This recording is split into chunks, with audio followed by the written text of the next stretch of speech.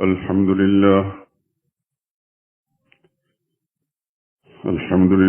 وحده، والصلاة والسلام على من لا نبي بعده ولا رسول بعده ولا معصوم بعده.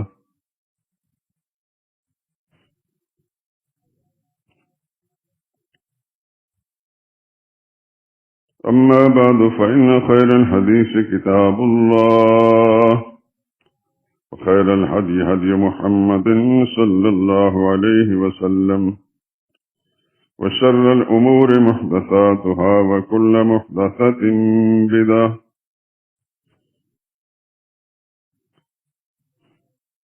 وكل بدعة ضلالة، وكل ضلالة في النار.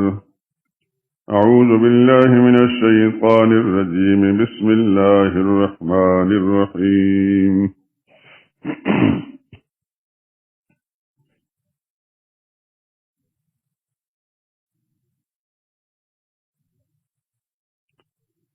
ومن يطع الله والرسول فأولئك مع الذين أنعم الله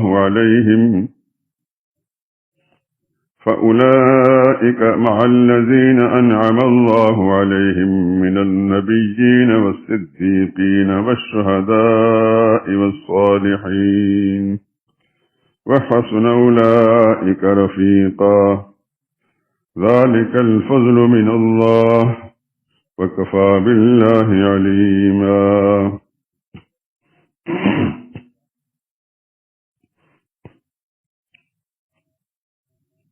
اور جو لوگ اللہ اور اس کے رسول کی اطاعت کرتے ہیں، وہ قیامت کے دن ان لوگوں کے ساتھ ہوں گے جن پر اللہ نے بڑا فضل کیا، یعنی انبیاء علیہ السلام اور صدیق اور شہداء اور نیک لوگ. اور ان لوگوں کی رفاقت بہت اچھی ہے. یہ اللہ کا فضل ہے اور اللہ جاننے والا کافی ہے. سبحان ربک رب العزت عما یصفون، وسلام علی المرسلین، والحمد للہ رب العالمین.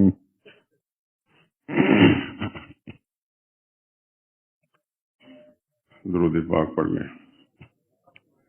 اللهم صل على محمد وعلى آل محمد كما صليت على إبراهيم وعلى آل إبراهيم إنك حميد مجيد.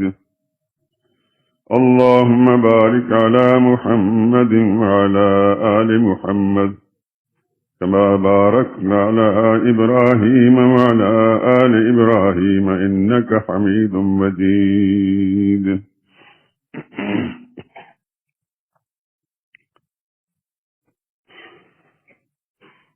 بزرگان محترم، برادران عزیز،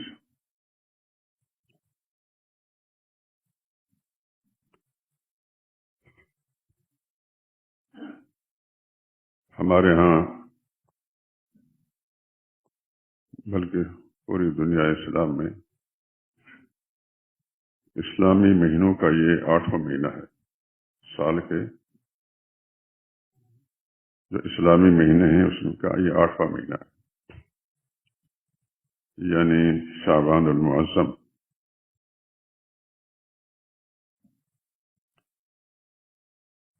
ان قریب انشاءاللہ اس کے اختتام پر رمضان المبارک بھی آنے والا ہے.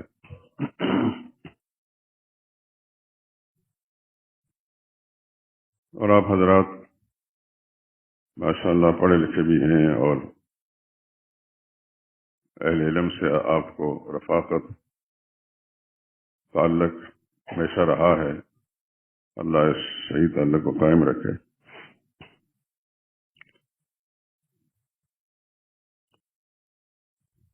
اس سے پہلے جو اسلامی 7 سال کا 7واں مہینہ تھا رجب المرجب، اس کے بارے میں بھی، اور یہ شعبان جو اس وقت چل رہا ہے اس کے بارے میں بھی ہمارے معاشرے میں بہت ساری ایسی باتیں پھیلی ہوئی ہیں تو وہ خود ساختہ، لیکن ان کو اس انداز سے بعض بد نصیبوں نے پیش کیا ہوتا ہے کہ ایک عام مسلمان یہ سمجھتا ہے کہ شاید یہ جو کچھ بتایا جا رہا ہے اس سے بڑی نیکی اور اللہ تعالیٰ کو راضی کرنے اور اس کا قرب حاصل کرنے کا کوئی اور ذریعہ نہیں ہے۔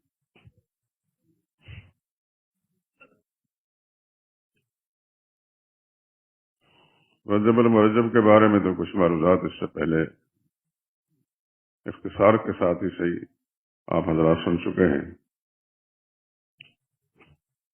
یہ ماہ مبارک جو رمضان سے پہلے کا ہے، اس کے بارے میں بھی آپ نے بہت کچھ سنا ہوگا اور پڑھا ہوگا۔ خاص طور پر ہمارے ہاں اخبارات، رسائل و جرائد، ان کے اندر وہ پوری سٹوری پیش کی جاتی ہے، بلکہ اس موضوع پر بعض غیر محتاط لوگوں نے کتابیں بھی لکھ دی ہیں۔ کیا کہا جا سکتا ہے اس کے باعث کہ اللہ ان سب کو ہدایت دے۔ اللہ کے قرآن کو مسلمانوں کے سامنے پیش کرنے یا سرور عالم صلی اللہ علیہ وسلم کا اسوہ حسنہ اور آپ کی احادیث مبارکہ کو پیش کرنے کے مقابلے میں 1000 گنا زیادہ ان خود ساختہ قسم کی رسومات کو لکھا بھی جاتا ہے اور بیان بھی کیا جاتا ہے۔ اس مسجد کے علاوہ آپ حضرات جہاں جہاں بھی تشریف لے گئے کہیں جمعہ پڑھنے کے لیے، بہت سی باتیں آپ نے پہلے بھی سنی ہوں گی اور اس بار بھی سنی ہوں گی۔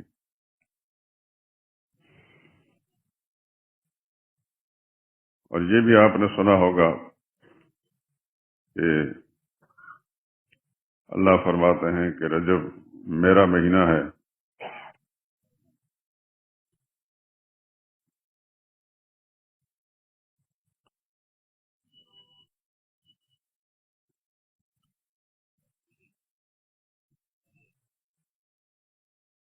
رمضان مبارک مسلمانوں کا ہے۔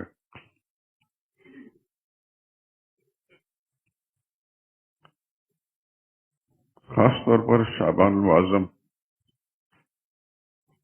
ان مہینوں کی اہمیت اپنی جگہ مسلم ہے، اس میں دو رائے نہیں ہے، لیکن ان میں کچھ عبادات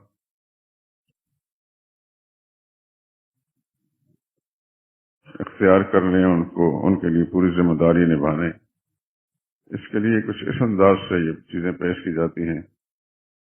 انسان سمجھتا ہے کہ شاید اللہ کے پیغمبر اسی کام کے لیے تشریف لائے تھے اور یہی کو بیان فرماتے رہے۔ میں پچھلے جمعے میں شاید یہ عرض کر چکا ہوں، مجھے عوام الناس پر کوئی گلہ نہیں ہے۔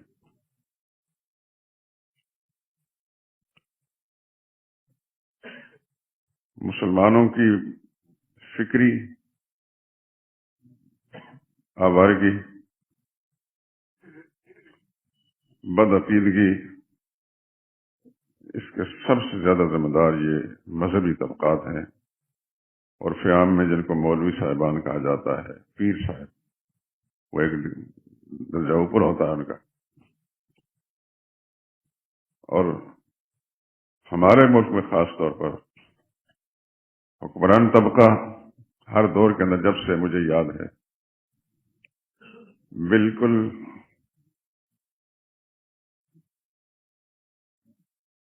انہیں اس بات کی ذرا برابر فکر نہیں، بلکہ خوش ہیں کہ چلے لگے رہیں اسے اپنے کام میں، ہمیں نہ چھیڑیں۔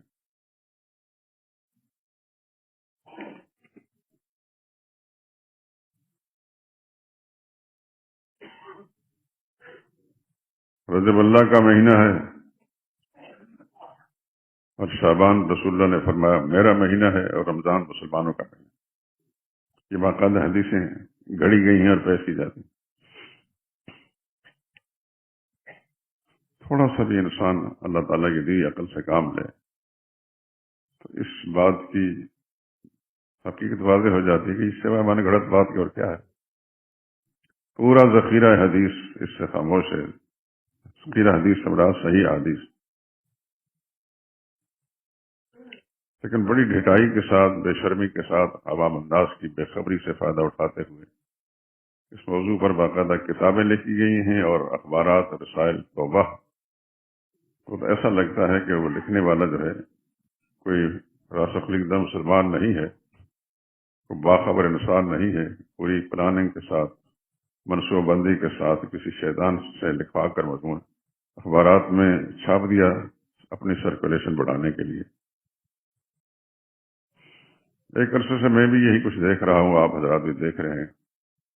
میں تو چونکہ ایک طالب علم ہوں نظریاتی، میں نظریے سے کبھی بھی میرا دل اور دماغ نہ رات کو خالی ہوتا ہے، نہ دن کو، نہ گھر میں، نہ باہر. جہاں کہیں جاتا ہوں، کوئی تحریر پڑھتا ہوں، کوئی چیز، سب سے پہلے میرا نظریہ میرے ساتھ ہوتا ہے، اور وہ اللہ کی کتاب اور محمد مصطفیٰ صلی اللہ علیہ وسلم کی سچی تعلیمات کی روشنی میں جو نظریہ بنا ہے اس کی بنا پر فوراً سمجھ جاتا ہوں کہ یہ کیا ہے. لیکن اپنا دل نکال کر کسی کے سینے میں ڈالا نہیں جا سکتا، اور ہم کچھ بھی کہیں وہ بھیڈنگی چال اوپر کے طبقات میں، اور یہ رسائل و جرائد لکھنے والے ان کی وہی ہے. وہ سمجھتے ہیں کہ ہماری مقبولیت یا ہمارا رزق کا جو معاملہ ہے اسی رتب و یاب اس کو پھیلانے میں ہے. بات لمبی ہو جائے گی. شعبان المعظم میں اس کی 15ویں رات کو، جس کا نام بھی باقاعدہ شبرات، شب بھی جو فارسی کا لفظ ہے رات، اور رات بھی، رات.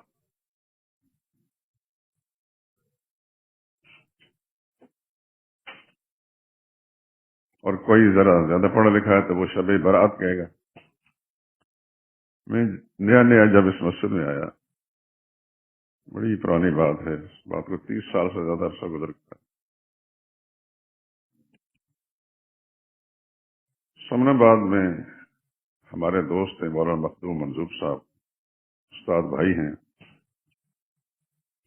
انہوں نے پروگرام اسی طرح کو رکھا، مجھے بھی بلایا، اور اس قرب جوار میں ایک علامہ رہتے تھے، وہ ہمارے پڑوس کے اندر یہاں ویڈن روڈ پر بھی رہتے تھے. ان علامہ کو بھی بلایا. مجھ سے پہلے وہ علامہ صاحب شب برت بار میں سوچتا رہا، یا اللہ اس کے تلفظ کی غلطی کیوں ہو رہی ہے، یہ تو ہے علامہ ہے. اس کے بعد میں پتہ چلا کہ پوری شعور کے ساتھ وہ شب برت کہہ رہا تھا. ہندوؤں کے ہاں آپ جانتے ہیں کہ روزہ رکھا جاتا ہے، اپنے ان کو برت کہا جاتا ہے. مجھے سمجھ میں نہیں آئی یہ کیا کہہ رہے ہیں.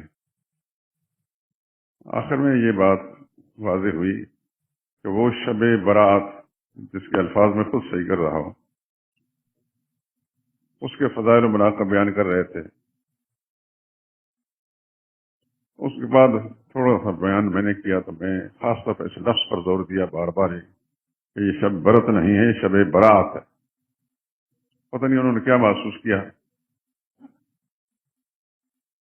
کہنے کا مقصد یہ ہے کہ اکثر تو شب رات کہیں گے، شب بھی فارسی میں رات، اور رات بھی رات ہے، 2 دفعہ رات. اور کچھ ذرا پڑھ لکھیں تو وہ کہیں گے شب برات، یعنی وہ رات جو برات والی ہے. قرآن حکیم کے اندر جا بجا لفظ برات بیزاری کے معنی میں استعمال ہوا. سورہ توبہ کی بالکل شروع کی آیت برات من اللہ و رسول ہی. اللہ بھی بیزاری کا اعلان فرما رہے ہیں، اللہ کے رسول بھی بیزاری کا اعلان فرمائے مشرکین سے. قرآن حکیم کے اندر بریئون بھی ہے، تبرہ بھی ہے. اس تبرہ الذین، تبرہ بھی اور بریئون بھی، انتم بریئون مما اعمل. مطلب ہے کہ یہ لفظ جو ہے مختلف شکلیں اختیار کرتا ہے، لیکن خلاصہ یہ ہے کہ اس کا معنی ہے برات اور بیزاری لا تعلقی.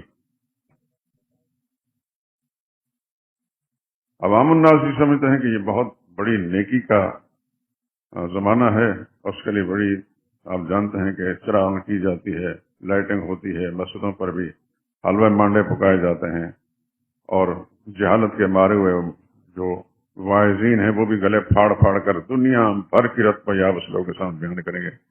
لوگ سمجھتے ہیں کہ اس سے بڑی نیکی اور کچھ بھی نہیں.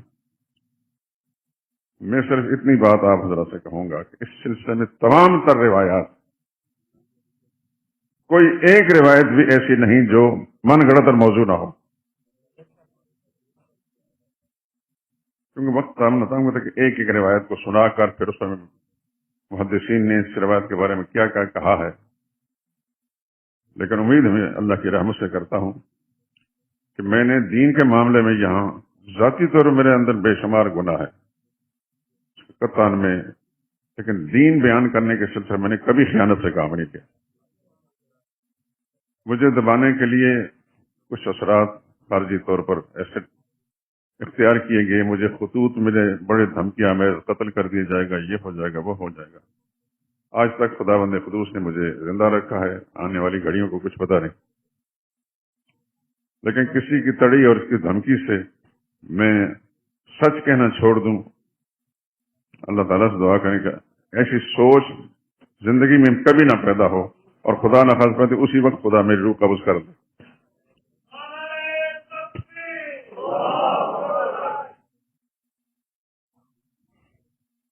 اس شب برات کے عنوان سے جو کچھ بھی ہے جس کی تلخیص سے اتنے ان الفاظ ساتھ کی جاتی، کوئی ایک روایت بھی صحیح نہیں. لیکن بعض روایتیں ایسی ہیں جس میں ام المؤمنین عائشہ صدیقہ رضی اللہ تعالی عنہا کی توہین ہے، خود رسول خدا صلی اللہ علیہ وسلم کی بھی توہین. مثال کے طور پر یہ آپ نے سنا ہوگا، تفصیل میں نہیں جانا چاہتا، صرف اشارہ کر رہا ہوں کہ رسول اللہ صلی اللہ علیہ وسلم رات کے نصف حصے میں بیدار ہوئے، کپڑے مبارک پہنے، یعنی جو اپنی کیفیات ہوتی نا، جھوٹ بولنے والے اسی طرح کی بات اللہ کے پیغمبر کی طرف منسوب کر دیتے. رسول اللہ صلی اللہ علیہ وسلم نے کسی سے کوئی بات نہیں فرمائی، نکل گئے باہر. اب آگے کی باتیں سنیں. ایک روایت یہ ہے کہ ام المؤمنین عائشہ صدیقہ رضی اللہ تعالیٰ چپ کیسے رسول اللہ صلی اللہ علیہ وسلم کے پیچھے پیچھے چل پڑے اور دیکھا کہ رسول اللہ صلی اللہ علیہ وسلم مدینہ طیبہ میں جو مسلمانوں کا قبرستان ہے، ہزاروں صحابہ کرام مدفون ہیں، اولیاء کرام بھی، اس قبرستان میں چلے گئے تو کافی دیر تک وہاں دعائیں کرتے رہے. ام المؤمنین جلدی جلدی واپس آ گئیں.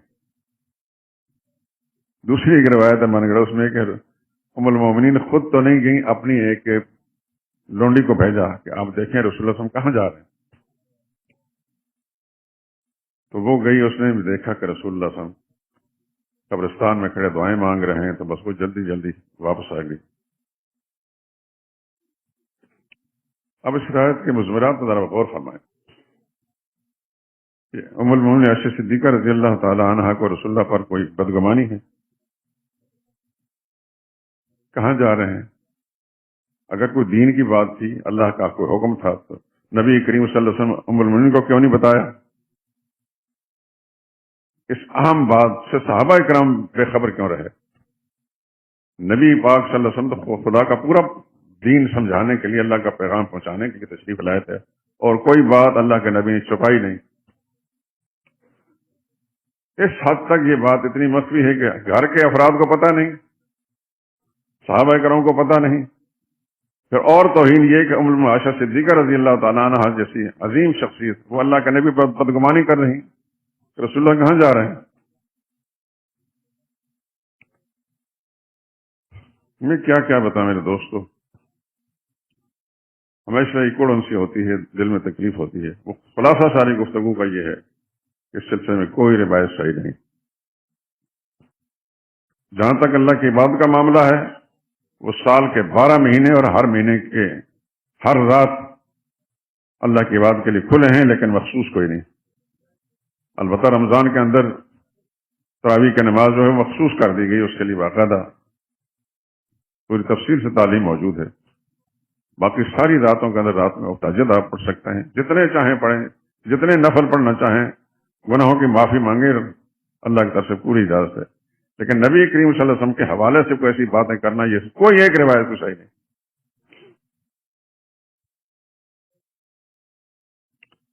محدثین کو خدا جزائے خیر عطا فرما، انہوں نے ہر روایت کے ایک ایک راوی پر بحث کر کر، خدا کی قسم ہماری جس طرح کے ادنا طالب علم بھی ہیں سرپٹا جاتے ہیں، یا اللہ ایسی حرکتیں بھی ہوئی ہیں نبی کریم صلی اللہ علیہ وسلم کے حوالے سے.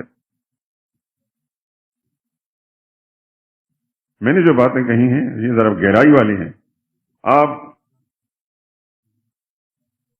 عرف عام کے علاموں سے پوچھیں گے، معروف مانے کے علامے، وہ پتہ نہیں کیا کیا زمین آسمان میں قلابے ملا کر آپ بتائیں گے کہ یہ فضائل ہے اور یہ فضائل ہے اور یہ فضائل ہے، یہ فضائل ہے.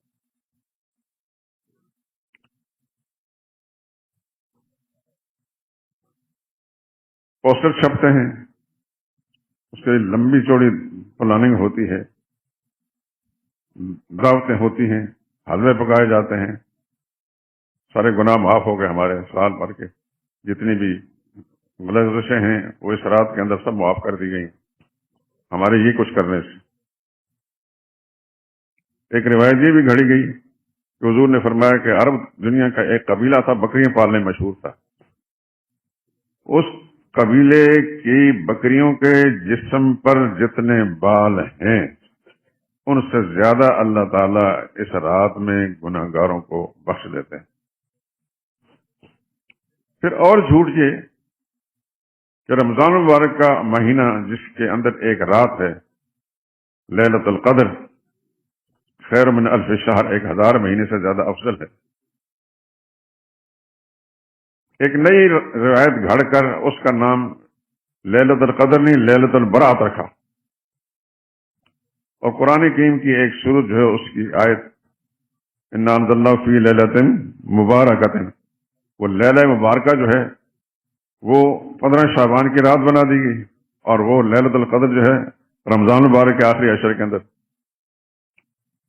یاد رکھیں وہ لیلہ مبارکہ جو ہے وہی لیلۃ القدر ہے. مفسرین کو اللہ جزائے خیر عطا فرمائے، نے پوری تحقیق کر کے بتایا کہ کیونکہ ورنہ یہ تضاد بن جائے گا کہ ایک آیت میں انا انزلناہ فی لیلۃ مبارکہ، ہم نے اس قرآن کو نازل کیا اس لیلہ مبارکہ میں، رات مبارک والی رات میں، اور دوسری میں انا انزلناہ فی لیلۃ القدر، ہم نے قدر والی رات میں قرآن کو نازل کیا. اب وہ روایت صحیح ہے یا یہ صحیح ہے؟ یہ در پردہ رسول اللہ صلی اللہ علیہ وسلم پہ بھی ایک تہمت ہے کہ نبی کریم صلی اللہ علیہ وسلم کبھی فرماتے ہیں کہ 15 شعبان کو قرآن نازل ہے، کبھی فرماتے ہیں رمضان مبارک کے آخری مہینے میں ایک رات ہے لیلۃ القدر، اس میں قرآن نازل ہو. لیکن ہمارے عوام الناس میں پہلے کہہ چکا ہوں کہ آپ حضرات پر، عام مسلمان پر مجھے کوئی گلہ نہیں. یہ جرم میری طرح کے جو جبہ و دستار والے ہیں، چاہے وہ مولوی صاحب ہو یا کوئی پیر صاحب ہو، اور اس کے اوپر تھپکی جو ہے اوپر والی سطح سے مل جاتی ہے. کسی اردو کے شاعر ہے خرابی دین کی ان تین سے، ہے خرابی دین کی ان تین سے، میر ظالم پیر جاہل عالم بے دین سے.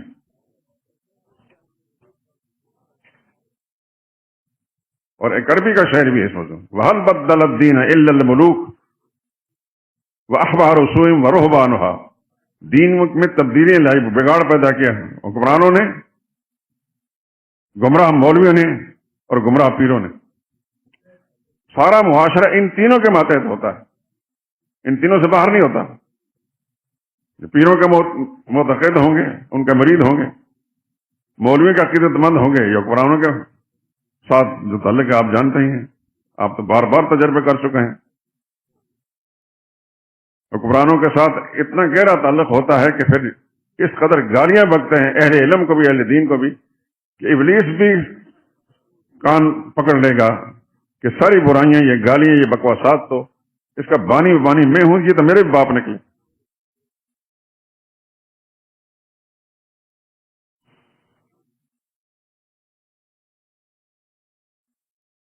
یہ جو میں نے آخری شعر پڑھا ہے یہ ایک بہت بڑے محدث تھے، عبداللہ بن مبارک، امام بخاری کے استاد تھے. وہی کہتے ہیں وَهَلْ بَدَّلَ الدِّينَ إِلَّا الْمُلُوكُ دین میں تبدیلیاں، خرابیاں، بگاڑ لانے والے یا حکمران ہیں، وہ احبار و سوئن گمراہ مولوی ہیں، وہ رہبان گمراہ پیر ہیں۔ آپ نے اپنی شعوری زندگی میں بھی دیکھا ہوگا، میں نے بھی دیکھا اور آج تک دیکھ ہی رہے ہیں، یہی کچھ ہے۔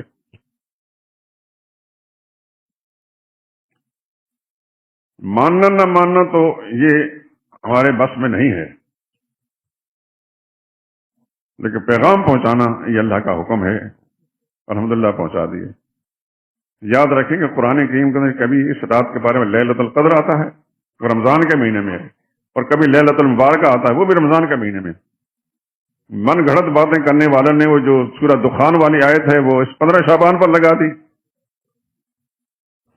لیلۃ القدر کے مقابلے میں ایک دوسری رات، کہ یہ رات جب آتی ہے تو پھر سارے سال کے اللہ تعالیٰ فیصلے فرماتے ہیں، لوگ شادی کر رہے ہوتے ہیں اور اس کا فہرست، مرنے والوں کی فہرست میں اس کا نام لکھ دیا جاتا ہے، بچے پیدا ہوتے ہیں ان کی خوشیاں منائی جاتی ہیں اور ادھر وہاں مرنے والوں کے فہرست میں اس کا نام لکھا گیا ہے۔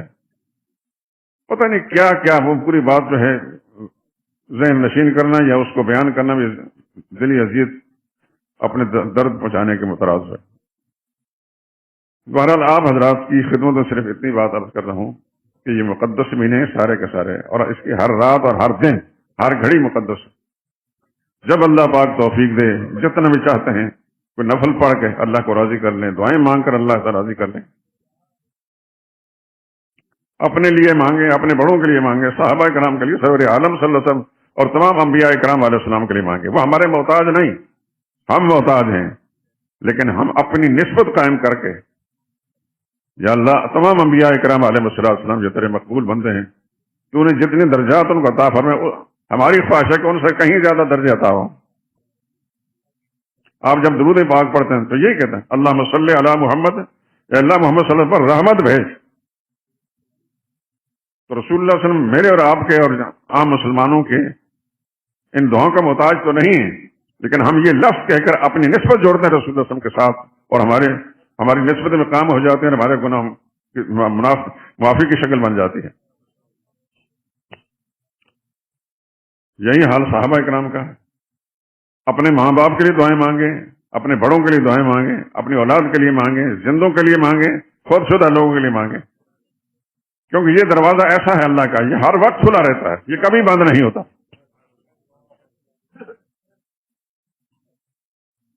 خدا کی قسم، اللہ کی مہربانیوں کا اگر تجزیہ کیا جائے تو کوئی حد نہیں ہے اللہ کی مہربانیوں کی۔ ہر وقت اللہ کی طرف سے یہ ایک ندا ہوتی ہے جس کو کوئی خاص قسمت والا سنتا رہا، ہمارے لوگ نہیں سنتے، لیکن ہمیں معلوم تو ہے اللہ پکار رہے اپنے بندے کو، شیخ سعدی نے شاید فارسی زبان میں باز آ ہر آنچ ہستی باز آ، گر کافر و بت پرستی باز آ، این درگاہ ماں درگاہ نومیدی نیست، صد بار اگر توبہ شکستی باز آ۔ اس شعر کا معنی یہ ہے کہ گناہوں سے باز آ جا، گناہوں کو چھوڑ دے، باز آ، چھوڑ دے گناہوں کو، چھوڑ دے گناہوں کا، ہر آنچ ہستی باز، تو جو کچھ بھی ہے گناہوں کو چھوڑ دے۔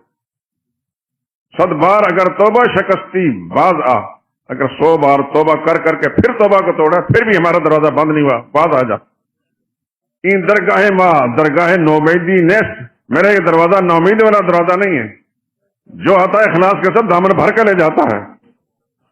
صد بار اگر توبہ شکستی باز آ، 100 مرتبہ اگر توبہ توڑ چکا ہے، اب بھی یہی تمہارے لیے پیغام ہے، توبہ کر کے سچے دل سے آ جا، ہم نہیں ٹھکرائیں گے۔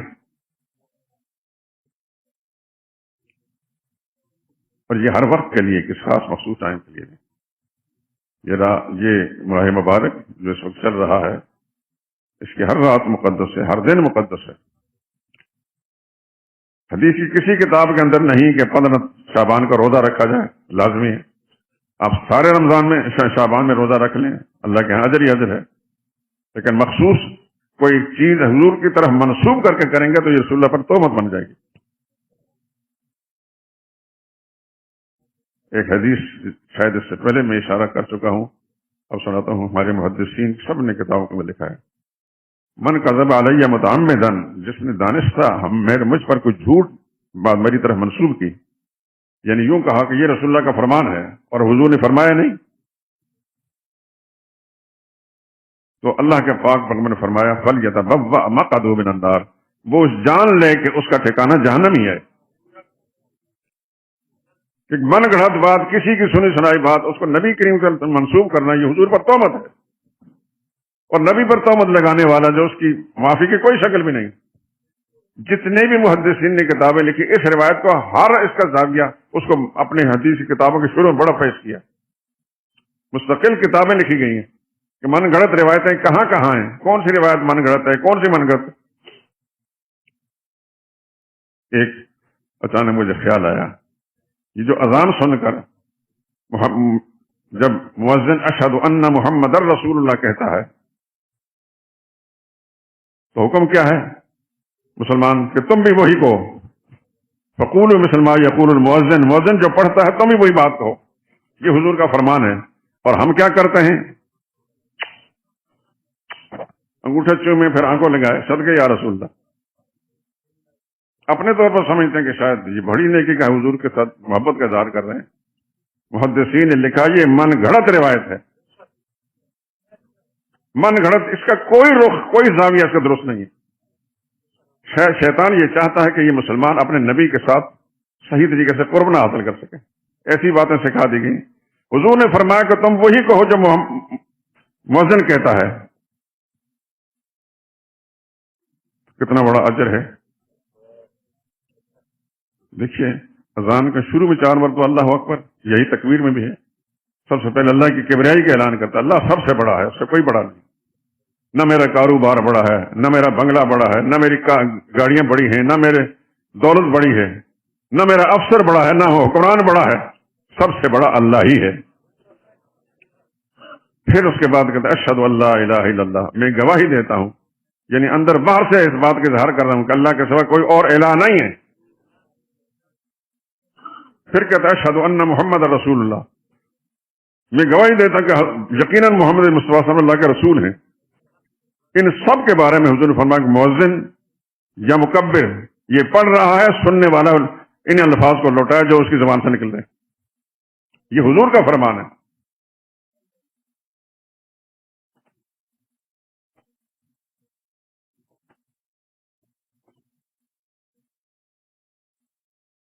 تو جو بات صحیح ہے اس کو اپنانے کی خدا توفیق نصیب فرمائے، لیکن شیطان زندہ ہے، میری بات کو بھول نہ جانا، وہ ہر وقت میرے پیچھے بھی لگا رہتا ہے اور ہر مسلمان کے پیچھے، کہ یہ خدا اس کے رسول سے کٹا ہے، من گھڑت باتیں اس کے ذہن میں تازہ رہیں اور من گھڑت باتوں پر عمل کرتا رہے، اور اللہ کے نبی کی پاکیزہ تعلیمات جو ہے اس سے بالکل بے خبر رہے۔ ابلیس ہمہ وقت یہ کوشش کر رہا ہے، من گھڑت فضائل جو کسی بھی حدیث کی صحیح کتاب کے اندر موجود نہیں،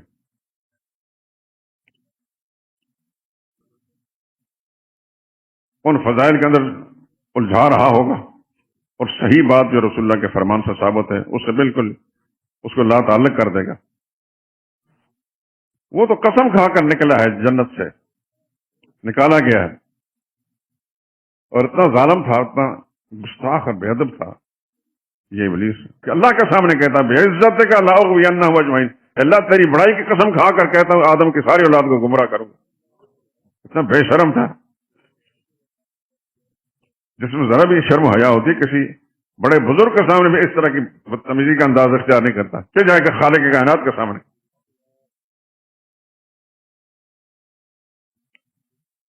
تو وہ زندہ ہے اور اللہ سے مہلت مانگ لی اس نے، قیامت تک کے لیے ابلیس نے مہلت مانگی ہے، اور وہ ہر وقت ہر مسلمان کے پیچھے لگا رہتا ہے۔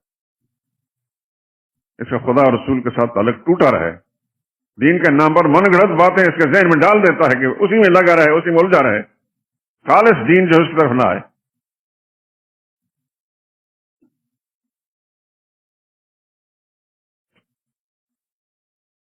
متصل رمضان کا مہینہ آ رہا ہے، اللہ تعالیٰ نے اس میں اہل ایمان کے لیے جو برکتیں رکھی ہیں میں سمجھتا ہوں کہ کوئی مسلمان ایسا نہیں ہوگا جو اس سے بے خبر ہو۔ حضور نے فرمایا کہ رمضان کا مہینہ وہ ہے جس میں ایک نفلی نیکی آپ کریں دوسرے مہینوں کی فرضوں کے برابر اجر ملے گا۔ ایک فرض حکم پورا کرتے ہیں رمضان کے مہینے میں، دوسرے مہینے کا 70 فرائض کے برابر، یہ معمولی بات ہے۔ اس ماہ مبارک کی برکات خدا بند قدس ایسی رکھی کہ خدا کے نبی کو یہ فرمانا پڑا۔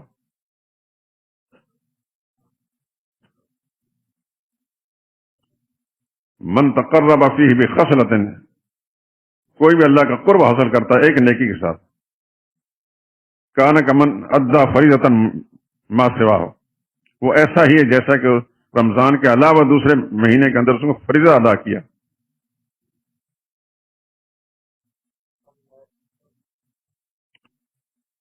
اور رمضان کے مہینے کے اندر کوئی مسلمان دوسرے مسلمان کا روزہ افطار کراتا ہے، یہ ساری خوبیاں رمضان کے مہینے میں اللہ کا نبی بیان فرمائے، اور اس میں کسی نے بھی انکار نہیں کیا، کسی نے اس پہ اختلاف نہیں کیا۔ تو روزہ افطار کرنے والے کو اللہ تعالیٰ 3 خوبیاں عطا کرتے ہیں۔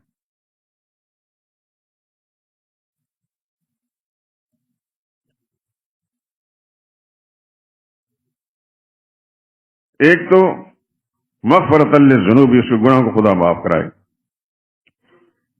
جہنم کی آگ سے رہائی کا پروانہ ملے گا، اور جس روزہ دار کو روزہ افطار کرایا اس کے روزے کے برابر اللہ اس کو اجر عطا فرمائے۔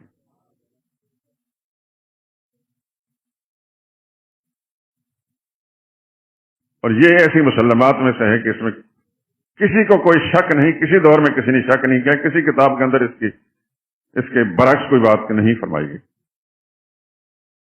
اور رمضان کا مہینہ، یا ایھا الذین آمنوا کتب علیکم الصیام، اے ایمان والو تم پر اللہ نے اپنی تقدیر کے قلم سے لکھ دیا کہ تم نے روزے رکھنے، لیکن صرف تم ہی نہیں، کما کتب علی الذین من قبلکم، تم سے پہلے لوگ بھی روزے رکھ گئے۔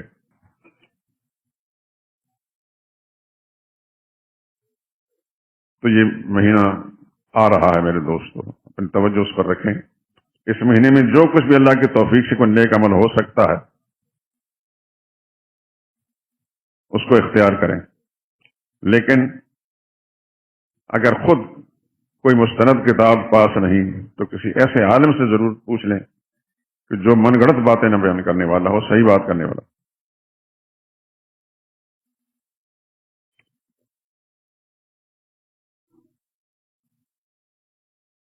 کئی دفعہ ایسا ہوا، ایک مسئلے کو میں نے زور دے کر بیان کیا، اسی محفل میں بیٹھا ہوا مسلمان بھائی، اس کے ذرہ برابر بھی اس کا اثر نہیں ہوا، پتہ نہیں خیالات کہاں ہوتے ہیں، دوبارہ دیکھا تو وہ اس کے برعکس کام کر رہا ہے، اور جب اسے پوچھا گیا تو بڑا حیران ہو کر کہتے ہیں کیا کہا، یہ مسئلہ بھی ہے؟ اور خدا کے بندے یہ مسئلہ تمہارے کانوں سے نہیں ٹکرایا؟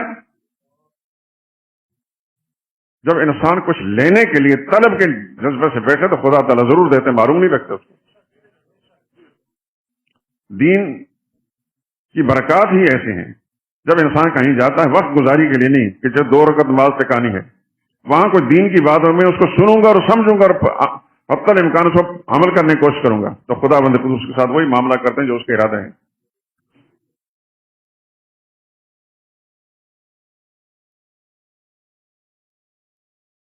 تو میرے دوستو، جب اللہ کے سامنے ہاتھ اٹھائیں،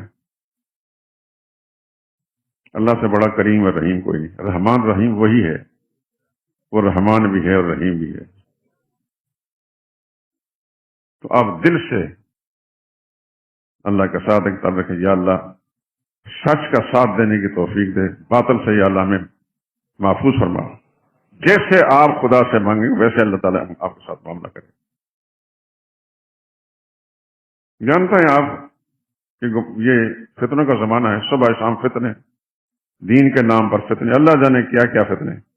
ایسے وقت میں میری اور آپ سب کی ذمہ داری ہے کہ اپنے عقیدہ اور ایمان کو بچا کر خدا کے سامنے جانے کے لیے تیاری کرنا، اور اس کا طریقہ بھائی یہی ہے کہ خدا سے مانگتے رہیں۔ اللہ دلوں کے حال سے واقف ہے کہ اس بندے نے واقعتاً مجھ سے مانگا ہے۔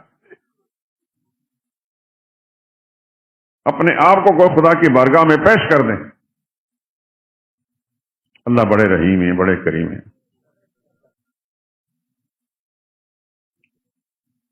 اس کی کرم نوازی کی کوئی انتہا نہیں۔ دنیا میں اس امت کے کفار میں سب سے بڑا بدبخت ابو جہل گزرا، لیکن رب کی مہربانی دیکھیں، اس کی وجہ سے اللہ نے اس کا سارے خاندان کو مجرموں کی فہرست میں نہیں رکھا۔ ابو جہل کا بیٹا حضرت اکرمہ رضی اللہ تعالیٰ عنہ بڑا صحابی تھا، اس کی بیوی صحابیہ تھی۔ آج یہ ایک پرچہ جو میرا ہی لکھا ہوا تھا کافی عرصہ پہلے کتابوں کے تشخیص کے بعد، کئی بیٹیاں، ابو جہل کے کئی بیٹیاں مسلمان۔ یہ تقسیم ہے میرے رب کی، یہ نہیں کہ باپ مجرم تھا تو اللہ تعالیٰ اس کی سزا اس کے بے گناہ بے قصور اولاد کو بھی دے، ایسا نہیں ہوتا۔ لیکن ایک بات پہلے بھی شاید عرض کر چکا ہوں، اب بھی عرض کرتا ہوں، جہاں اپنے لیے دعا مانگے، دل کھول کر اللہ کی بارگاہ میں اپنے آپ کو پیش کریں۔ تصور کی دنیا میں سمجھے کہ میں خدا کے سامنے بیٹھا ہوں، یہ کھڑا ہوں اور مانگ رہا ہوں اس سے۔ اپنی اولاد کے لیے بھی، اپنے عزیز اقارب کے لیے بھی، اپنے دوستوں یاروں کے لیے بھی دعا مانگیں، بخل نہ کریں۔ دروازہ کھلا ہے، ہمیں مانگنا نہیں آتا، وہ تو بار بار کہہ رہا آؤ۔ ایک حدیث میں ہے من تقرب فی بخصلۃ، ایک بندہ جو ایک قدم چل کر خدا کی طرف آتا ہے، اللہ تعالیٰ کئی قدم اس کی طرف بڑھتے ہیں، اپنی رحمتیں لے گئے۔ کہ اس نے جو بنایا ہے، وہ جو رحمان رحیم ہونے والی جو صفت ہے ویسے نہیں ہے، وہ اپنی رحمتیں دینا چاہتا ہے انسانوں کو۔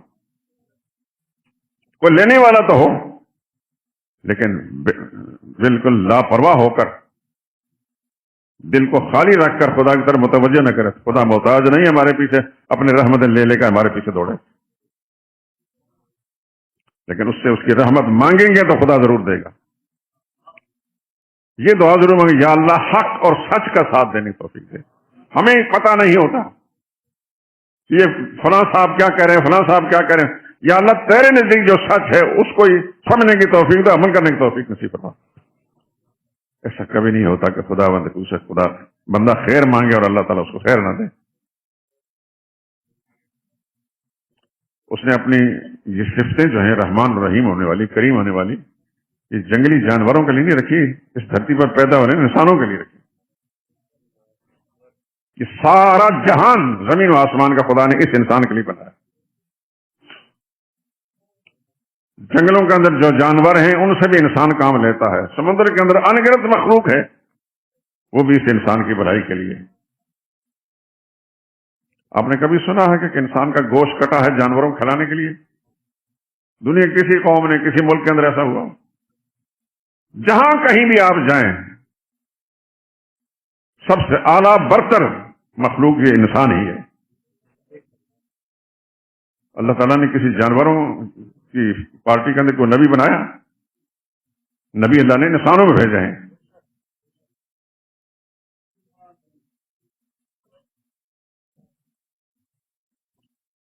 وہ تو چاہتا ہے کہ بندہ میری طرف متوجہ ہو جائے، میری رحمتیں لے کر جائے۔ اس کی رحمتوں کا کوئی حد و حساب نہیں، کوئی حد و حساب نہیں۔ اسی لیے ساری کائنات اپنی قدرت کے ساتھ اس نے کھڑی کی ہوئی ہے۔ ہم جانتے ہیں کہ ہماری اس زمین کے نیچے کیا ہے، یہ جس کو ہم اوپر نگاہ اٹھا کر دیکھتے ہیں آسمان، اس سے اوپر کیا ہے؟ ہم تو صرف انسانوں کو یا چند جو مخلوق ہے ان کو جانتے ہیں، لیکن کتابوں میں لکھا ہے کہ 18,000 مخلوق ہے۔ عالمین جو ہوتا ہے الحمدللہ رب العالمین، جو پالنے والا عالمین سب جہانوں کو، 18,000 جانور ہیں، 18,000 مخلوق ہے انسانوں کے علاوہ، یہ بھی ایک مخلوق ہے۔ تو سب کو پال بھی رہا ہے، سب کی مرادیں بھی پوری کر رہا ہے، سب کی مشکل کشائی بھی کر رہا ہے۔ ایک بات تھوڑا سا ذہن اس پر منتقل کریں، روس اور چائنا، یہ لوگ خدا کو مانتے ہیں، اظہار کرتے ہیں کبھی؟ ان کے یہاں بچے ہوتے ہیں کہ نہیں ہوتے؟ نسلیں پھیلتی کہ نہیں؟ بلکہ چینیوں کی شاید زیادہ ہی پھیلتی. کون دے رہا ہے ان کو بچے؟ اللہ ہی دے رہا ہے. ان کا احساس ہو یا نہ ہو، خدا مومن کو بھی پال رہا ہے، کافر کو بھی پال رہا ہے. مومن کی ضرورتیں پوری کرے، کافر کی کر رہا ہے.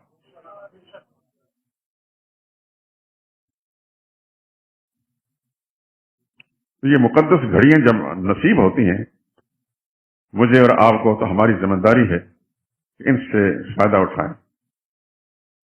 اس طرح ہاتھ اٹھانے میں کوئی تکلیف ہوتی ہے انسان کو؟ دل کو تھوڑا سا متوجہ کریں، ذات باری کی طرف کوئی تکلیف ہوتی ہے؟ ہم تو قدم قدم پہ محتاج ہیں، ہم تو بھکاری ہیں، اور خدا کی رحمتوں کا دروازہ کھلا ہے، لیکن من گھڑت روایات کی بنا پر نہیں، خالص اللہ کا قرآن اور محمد مصطفیٰ صلی اللہ علیہ وسلم کے فرمان کے مطابق. یہ بھی دعا کریں، یا اللہ جو سچ ہے قرآن میں سے یا تیرے نبی کے فرمان سے، یا اللہ اس کے لیے ہمارے دل دماغ کو کھول دے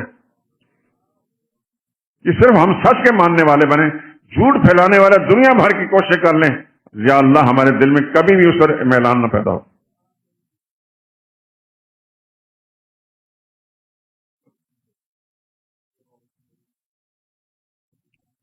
ایک بات تو یہ عرض کرنی تھی کہ یہ ماہ مبارک، اس کے اندر کوئی مخصوص رات نہیں ہے کسی صحیح حدیث سے، نہ قرآن میں نہ کسی صحیح حدیث میں. روایتیں جتنی بھی ہیں سب کی سب موضوع اور من گڑت ہیں. البتہ دن اور رات عبادت کے لیے خدا سے مانگنے کے کھلے ہیں. بعض روایتوں میں آتا ہے کہ رسول اللہ صلی اللہ علیہ وسلم شعبان کے مہینے میں روزے رکھتے تھے لگاتار. یوں گمان ہوتا تھا کہ آپ رسول اللہ نے کبھی افطار نہیں کرنے، اور کبھی ایسا ہوتا تھا کہ بالکل روزہ نہیں رکھتے تھے. یوں گمان ہوتا شاید رسول اللہ نے کبھی روزہ نہیں رکھنے. حضور کا یہ عمل میرے اور آپ کے لیے، ہر مسلمان کے لیے ایک مستقل سبق ہے. زیادہ سے زیادہ کوشش کریں اس کے اندر نیکیاں اکٹھی کرنے کی، لیکن اس کو فرض واجب نہ سمجھیں. جب تک رسول اللہ نے کوئی بات واجب نہیں فرمائے، ہم اپنی طرف سے اس کو واجب نہیں کہہ سکتے. ہاں، رمضان کے مہینے فرض ہیں، وہ قرآن میں ہے، کتب علیکم الصیام، تم پر روزے فرض کیے گئے. اس کے لیے انشاءاللہ اگر میری زندگی رہی اگلے جمعے میں گفتگو کریں گے. سبحانک اللہم و بحمدک، اشہد ان لا الہ الا انت